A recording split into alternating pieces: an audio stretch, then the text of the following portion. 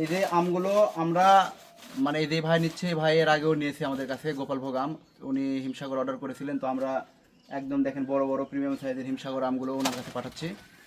তো আপনারা যারা বলেন যে ভাই আপনারা ক্যাশ অন ডেলিভারি কেন দেন না, এই যে দেখেন আমরা আগে অর্ডার পাই, তারপরে আমরা ভালো আমগুলো আপনাদের কাছে কিন্তু পাঠাই।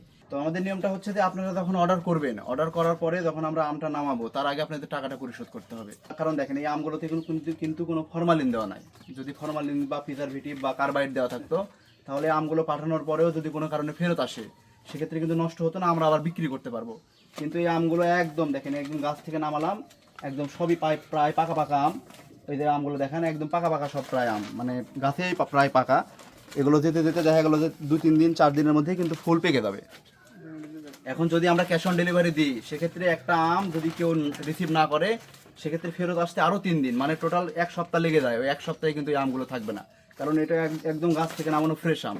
এই কারণে আপনাদের অবশ্যই আম যখন আমরা অর্ডার নিব তারপরে থেকে যখন আমরা আম গাছ থেকে নামাবো যেদিন, তার আগ পর্যন্ত সময়ের মধ্যে আপনারা পেমেন্ট করে দেবেন আর কি।